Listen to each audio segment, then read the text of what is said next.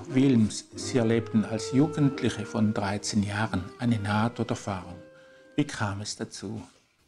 Das war in der Silvesternacht 1969 auf 1970. Da bin ich an unstillbarem Erbrechen erkrankt, also ein Erbrechen, was überhaupt nicht aufhörte.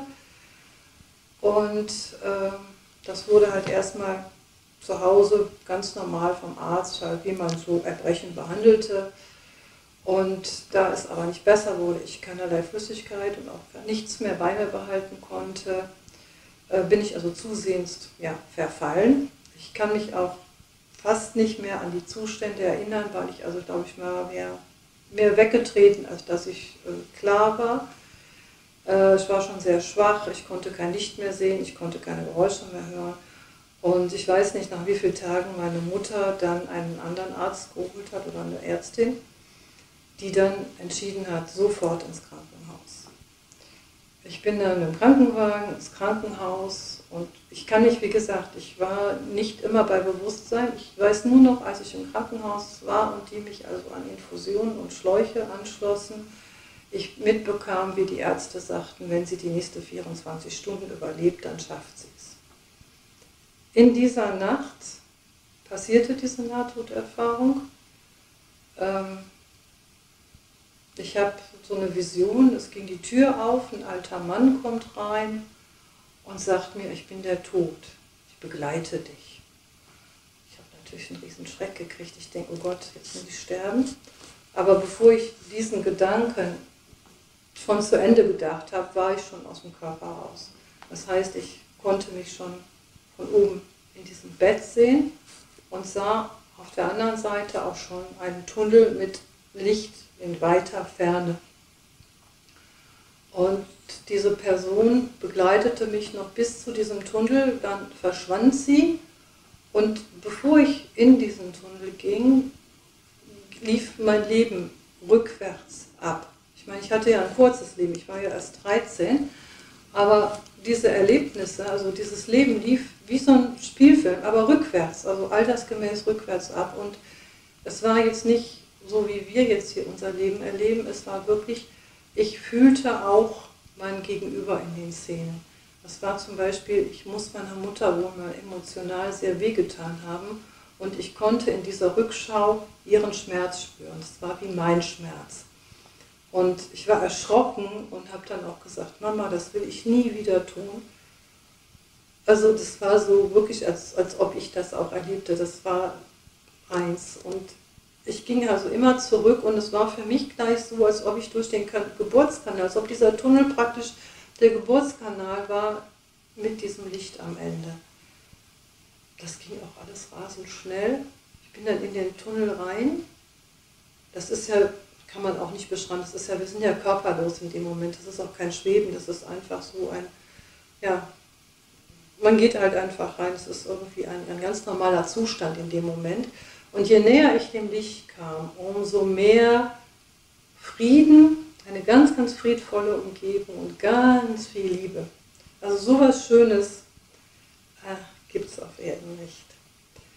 Und das war auch wirklich, das zog einen an, dieser Frieden und diese Liebe, das zog mich zu diesem Licht. Und je näher ich dem Licht kam, wie gesagt, das war einfach nur schön.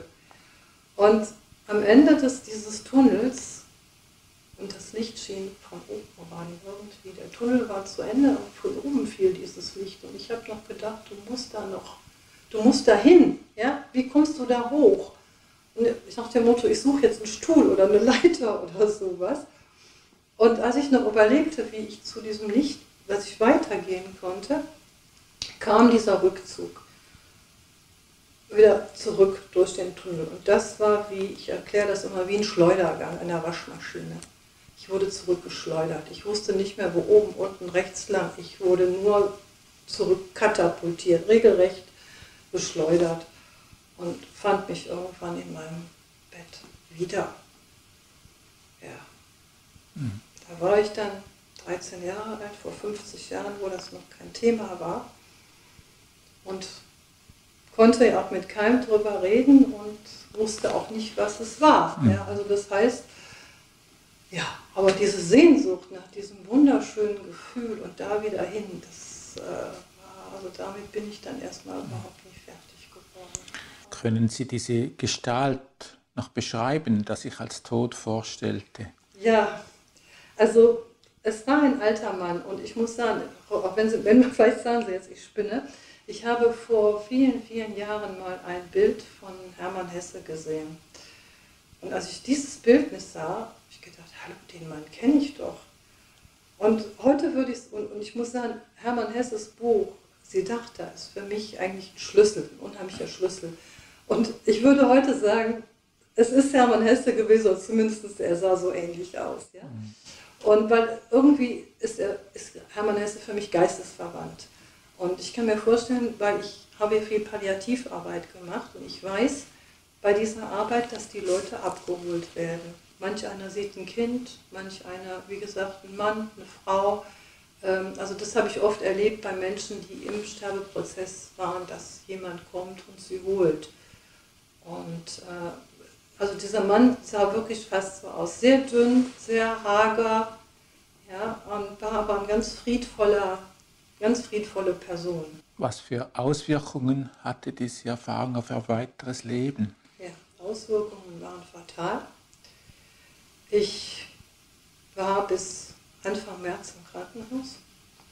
Ich bin dann auch erst, also wie gesagt, so eine Woche vor meinem Geburtstag, also ich war praktisch über 2 Monate im Krankenhaus, bin dann raus und merkte schon auf der Rückreise aus dem Krankenhaus, die ersten Blumen kamen raus.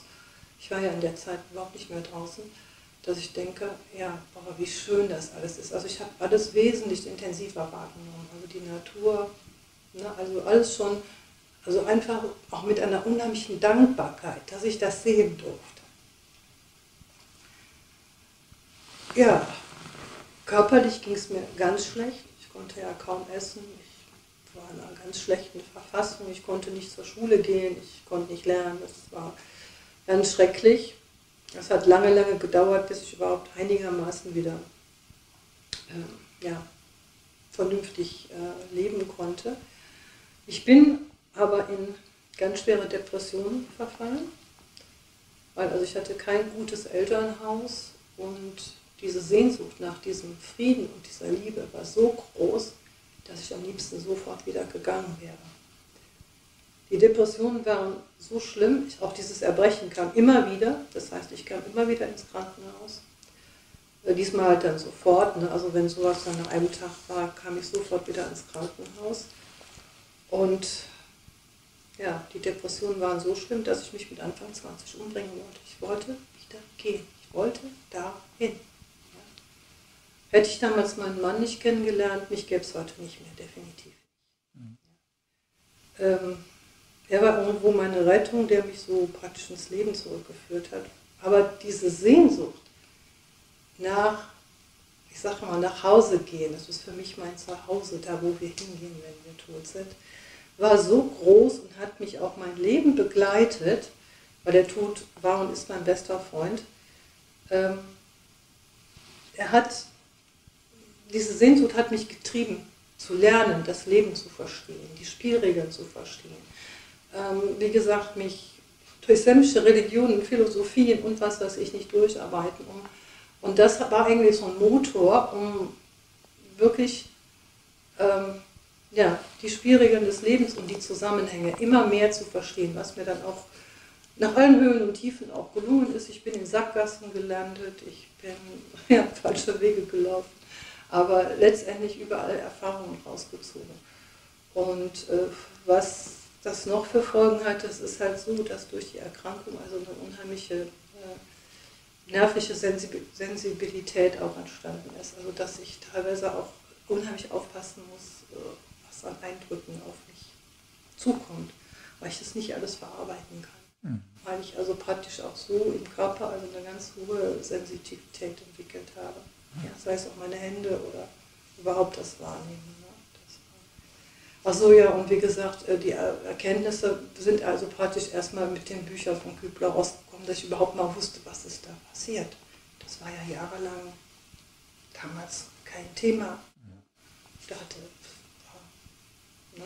Das war so der Punkt, wo ich dann wusste, aha, du bist nicht alleine, das ist anderen auch so gegangen. Manchmal hat man ja so Zweifel, dass man denkt, was hast du denn da erlebt? Sie sind heute in der Lage, Energien wahrzunehmen, die Informationen enthalten. Ja, also ich sage ja, wie gesagt, durch diesen ganzen Werdegang habe ich eine ganze hohe Sensitivität entwickelt, die mich teilweise auch überfordert. War mir auch lange Zeit gar nicht bewusst, weil für mich war es ja normal. Ein Beispiel, wo es mir richtig klar wurde, da lebte ich an einem Waldrand und ging also jeden Tag mit meinem Hund und meiner Katze da spazieren. Und immer wenn ich an einer bestimmten Stelle in den Wald trat, kam Mord, Totschlag, ich kriegte Angstzustände. Irgendwie war das alles ganz komisch. Und ich bin eigentlich kein furchtsamer Mensch, aber ich habe mir gedacht, boah, was ist los? Und mein Hund, der kriegte gar nichts mit, auch meine Katze, die störte immer schon die Haare ab. Ne? Also Katzen sind ja auch sehr sensitiv. Und je näher ich an einer bestimmten Stelle kam, umso stärker wurde diese Angst, wurde dieses Gefühl, Mord, Totschlag. Ich guckte mich dann schon immer um, ob da irgendeiner kam. Habe also lange Zeit das auch wirklich so als Hirngespinst abgetan, bis ich mal eine ganz alte Dame aus dem Dorf gefragt habe und habe ihr gesagt, hören Sie mal, immer wenn ich da entlang gehe, passiert das. Dann sagte die, ja, da ist jemand umgebracht worden. Und dann wurde ich erstmal hellhörig. Ich denke, hallo, was ist das? Ja? Und ganz besonders intensiv wurde es, als ich nach Ägypten ging 2005, in der Nähe vom alten Theben, also Tal der Könige, Tal der Königin, die ganzen alten Tempelanlagen. Da kam, wenn ich in diesen Anlagen auch war, ganz, ganz viel Informationen von alten Bildern, was da passiert ist. Da kamen dann Bilder von Zeremonien, Musik. Teilweise, wenn man sich an eine Säule lehnte, kriegte man da eine Information. Ich habe wirklich damals erst gedacht, ich werde wahnsinnig, weil das sprang mich förmlich an. Und erst als ich dann gesagt habe, okay, ich nehme es an, wurde es weniger. Ja, es kam Déjà-vus, ich habe Menschen da getroffen, die ich aus alten Leben kannte und das wusste ich sofort. Ja. Also das sind halt diese Sachen, die sich dann jetzt aufgrund der letzten Jahre auch intensiviert haben. Ja, oder dass ich mit den Händen also Störfelder beim Mensch oder Tier finden kann oder solche Sachen. Also das ist das. Und je weniger ich mich dagegen gewehrt habe, umso besser kann ich damit umgehen. Nur halt, ich muss aufpassen, dass ich nicht zu viel Information bekomme und ich versuche mich auch da ein bisschen abzuschotten, weil es macht wirklich die Nerven kaputt. Ne? Also Frau Wilms, Sie sagten, der Tod sei Ihr Freund. Heißt das, dass Sie etwas lebensmüde sind? Lebensmüde, ja, bin ich. Weil das, was ich hier sehe, was auf diesem Globus, sei es mit Natur und Tiere oder eben auch Menschen passiert, ist für mich teilweise unerträglich. Kann ich also einfach, den Schmerz kann ich nicht ertragen, weil ich nehme ihn auf, zwangsläufig. Der Tod ist immer mein bester Freund gewesen, weil ich weiß, wenn ich es nicht mehr ertragen kann, ich kann gehen und es gibt ein Zuhause, wo ich dann endlich meinen Frieden finde. Es ist halt wirklich, das Leben ist für mich sehr anstrengend, sehr, weil ich gerade auch in den heutigen Zeiten, ich kann es wirklich teilweise nicht mehr ertragen. Und der Tod ist für mich nicht das Ende des Lebens, sondern das Ziel, weil ich weiß, es geht weiter. Ja, es ist nicht vorbei. Ich weiß, dass es auf der anderen Seite weitergeht, auf der wirklichen Seite. Hier ist die Illusion. Ja? Und ich weiß auch, dass ich eine ganz lange Pause mache, bevor ich wiederkomme. Ich komme erst wieder, ich sage mal, wenn der Löwe neben dem Zebra liegt oder wie es in der Bibel so steht, wenn der Wolf neben dem Schaf liegt. Vorher werde ich nicht mehr zurück. Das ist klar. Und das wissen die da oben. Frau Wilms, herzlichen Dank für das Gespräch. Bitte.